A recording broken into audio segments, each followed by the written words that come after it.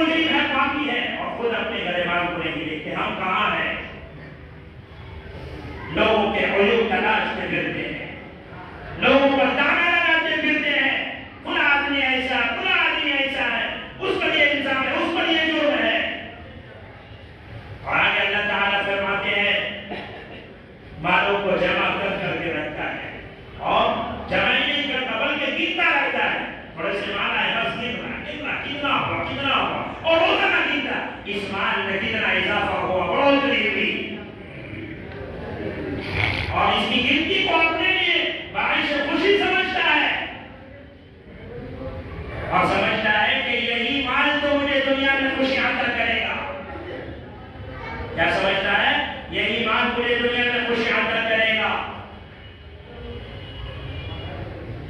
میرے بھائیوں، حالانکہ وہ مال جس کو وہ گن کر رکھ رہا ہے اور جمع کر رہا ہے، اس پر جو فرائض ہے واجبات ہے اس کو تو ادا نہیں کر رہا. فرمایا ایسے لوگوں کے لیے اللہ تعالیٰ کی طرف سے ایک آگ سلگائی گئی ہے، تیار کی گئی ہے، لگائی گئی ہے.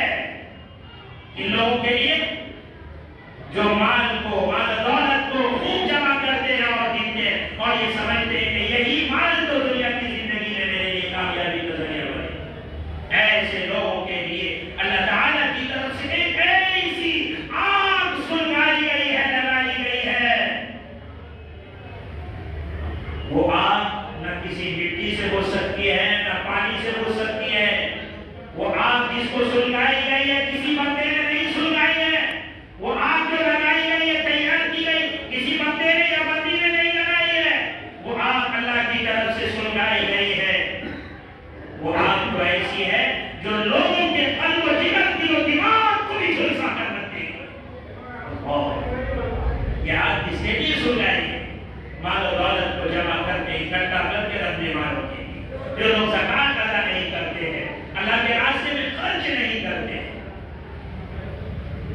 میرے بھائیوں، یہ سورت جو آپ کے سامنے پڑھی گئی، اس کی تفسیر اگر میں کہوں تو گھنٹہ چاہیے، 1 گھنٹے کا وقت چاہیے کم از کم. لیکن پھر بھی میں مختصر کرتے ہوئے اپنی بات کو مکمل کرتا ہوں اور سمیٹتا ہوں. جن لوگوں پر زکات فرض ہے وہ زکات ادا کرے، ورنہ آپ نے سن لیا اللہ تعالیٰ کی طرف سے زکات نہ ادا کرنے والوں کے لیے آخرت میں کیا عذاب ہوگا، ان کا کیا انجام ہوگا، ان کے ساتھ کیا برتاؤ، کیا ویوہار ہوگا، آپ نے سن لیا. ایسے لوگوں کا ٹھکانہ کہاں ہوگا؟ اس لیے میرے بھائیوں، زکات فرض ہے تو ادا کیجیے. زکات کن لوگوں پر فرض ہے؟ جو 52.5 تولہ چاندی اور 7.5 تولہ سونے کا مالک ہو. ذرا دھیان سے سنیے، پھر میرے پاس کمرے میں آنے کی ضرورت نہیں پڑے گی آپ کو پوچھنے کے لیے. جو 7.5 تولہ سونا اور 52.5 تولہ چاندی کا مالک ہو. اب آپ کہیں گے میرے پاس 7.5 تولہ سونا کہاں ہے، میرے پاس 52.5 تولہ چاندی کہاں ہے؟ ہمارے پاس، ہماری بہنوں کے پاس، ہماری خواتین ماؤں کے پاس اتنے زیورات ہوتے ہیں کہ اگر ان زیورات کو سونا اور چاندی دونوں کو اکٹھا کیا جائے، ملایا جائے، تھوڑا وہ سونا ہے تھوڑا وہ چاندی ہے، اور دونوں کو ملا کر اگر 52.5 تولہ چاندی کی قیمت اور مقدار کو پہنچ جاتا ہے تو اس کا زکات فرض ہے. سمجھ میں آ گئی بات؟ اور 52.5 تولہ چاندی کی قیمت سکہ رائج الوقت بازاری ریٹ کے حساب سے کیا چل رہا ہے؟ گزشتہ سال 55,000 روپے تھا. اس مرتبہ اگر بڑا ہوگا تو 60,000 روپے مان لیتے ہیں.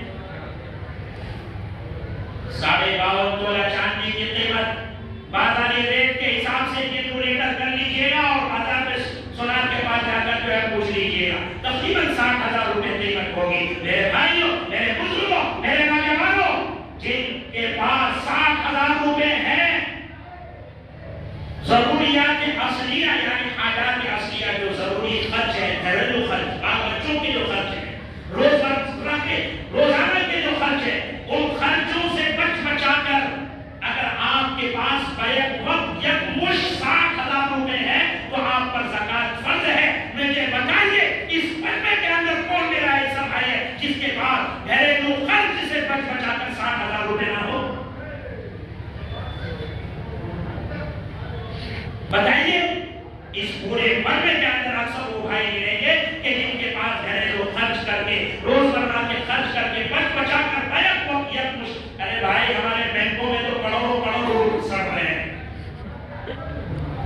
करोड़ों करोड़ों रुपए, लाखों लाख रुपए सड़ रहे हैं।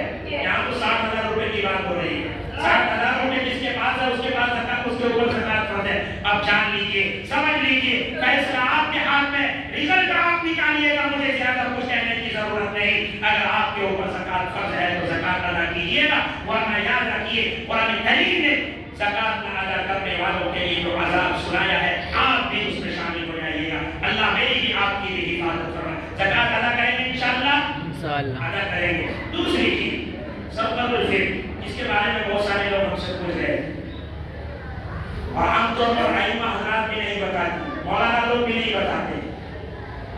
आप तो बेचारे सीधे साधे, अब आपको मालूम है, हम नहीं बताएंगे तो कौन बताएगा, फिर कैसे निकालेंगे आप?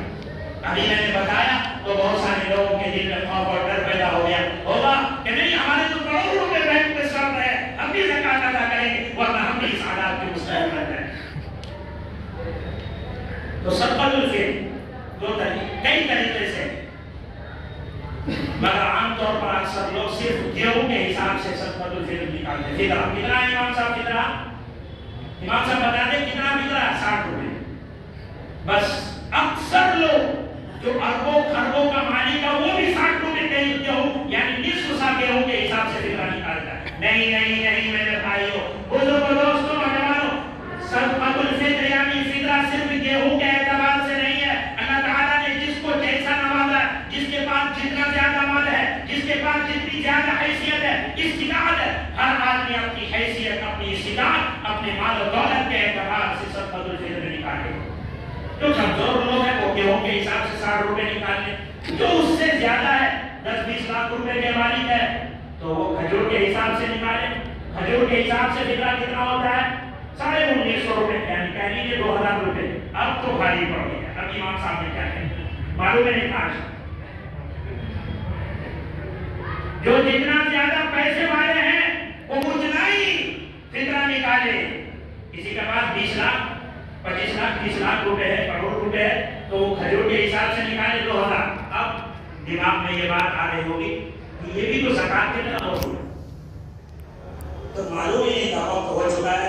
इंशाअल्लाह जो बात रह गई है आइंदा जमात के सामने पेश की जाएगी। बस इतनी सी बात है कि खजूर के हिसाब से जो है 2000 रुपए बनते हैं, और इसी तरीके से किशमिश के हिसाब से 900 रुपए बनते हैं, और पनीर के हिसाब से 1200 रुपए बनते हैं, और जौ के हिसाब से 250 रुपए बनते हैं। अल्लाह ताला ने जिसको जो इस्तिताअत से नवाजा है, जिस हैसियत से नवाजा है, जिसके पास जितना ज्यादा माल है, वो उसके एतबार से फितरा निकाले। फितरा सिर्फ गेहूं के हिसाब से नहीं है।